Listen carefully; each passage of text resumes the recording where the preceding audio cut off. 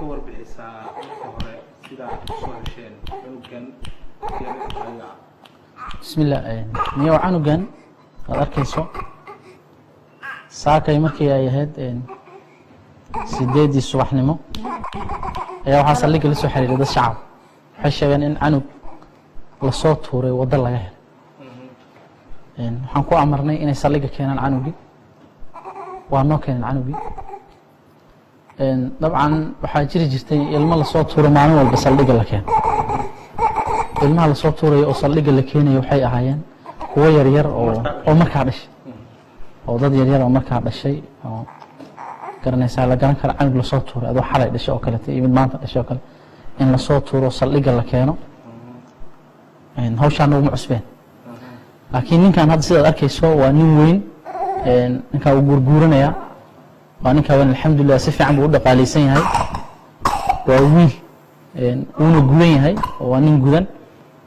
ninkaas saakii waxaa noo keentay laba nin baa wuxuu noo sheegay marka xalay markay ahayd 4 sac ilaa 3 sac iyo bar in asagoo socdo waddo maraya isbartiibada biloonta lagu ciyaar agteeda canuguna waddo yaallo inuu arkay uu noo sheegay wuxuu yidhi waan soo qaaday nin kaloo saaxiibkaya ayaan u geeyey buu yidhi marka sababtu ugu geeyey wuxuu yidhi bal in uu hayo asagu xaafadiisa ku hayaan ugu geeyey waxaana u sheegay buu yidhi ninkan inaan waddo ka soo qaaday ayaan u sheegay buu yidhi waxaa kulli noo sheegay inuu masaasad afka ku haysta ninkan hadda waad arkaysaan waa nin aad loo dhaqaalay dhaqaala ka muuqda marka aduu labadii nin waxaan ka qornay waraysi badan baan ka qaadnay ninkii canugan soo helayna yidhi suspect ahaan waa xiran yahay saldhigga booliisku ku xiran yahay marka waxaan halkan u keenay in aan ummadda u sheegno waxaa kaloo jira weli wax la soo xiriiray saldhigyada booliiska laamaha amniga ama nabad sugidda ama booliiska wax la soo xiriiray oo ilmaa naga maqan leh 24 saac soo dhaafna ma hayn canugaasna hadii waxa laga dhaxay magaalada Kismaayo dhexdeeda nin baa wuxuu sheegay in waddo dhexdeeda uu ka soo qaaday marka in ay umadu ogaato hadii Kismaayo dhexdeeda tahay hadii deegaanada Kismaayo ku hareersan ay yihiinba in aan xaqiijino inuu canuga yahay canug la soo xaday yaan u keenay halkan si loo ogaado waa gartay marka raggaas iyo rag noocay ahaayeen keenay canuga rag magaalada Kismaayo deegaan ahaan u degan meel ka soo safray والله إني ورجع كيني والله إنه اللي يقانو وضد كديجان كسماية كميدا نين كميدا وأننا أقون أولين هاي معروفة نين كلنا السجنا أقون هانو من غير لكن وديجان كسماية ديجان وكريه هو ديجان ويا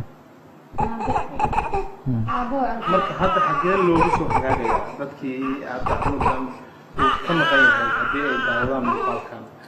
حكاية بعد ذلك إن لو بس وحكاية run ahaantii waxaan loogu soo hagaagayaa kolley waan haynaa hadda u jeedaa gabar booliisa haysa oo saaka u dhiibnay gabadhaas haysa gurigeedu jooga gurigeedan ku haynaa saldhigga dhexe booliiska loogu soo hagaagayaa halkaas baa loogu imaanayaa ciddii soo sheegatana waa waxa qiijin doonaa oo sida hadda aan wax u keenay halkan baa marka iyadana u keeni doonaa haddii wax dad saxan oo dhalay lahayd